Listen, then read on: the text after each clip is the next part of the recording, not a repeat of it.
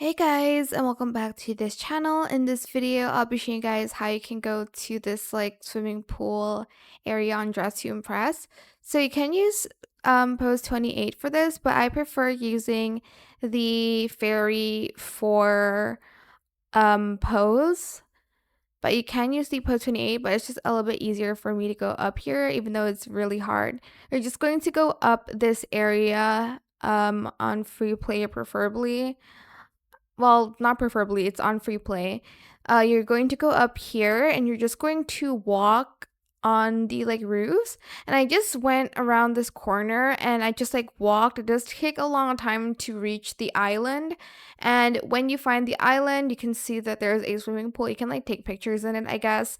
The currency used to be kind of down over there, but I think they moved it to the top, so you can't really collect that much. But yeah, here's where this secret kind of island is. I hope this tutorial is helpful for you guys. Don't forget to like, comment, share, and also subscribe to this channel if you haven't done that already. If you have any more questions about this video, just leave it in the comment section down below. I will try my best to answer them all for you guys, and if you found this video helpful, please click the thanks button as well. That is it. Thank you so much for watching. Bye.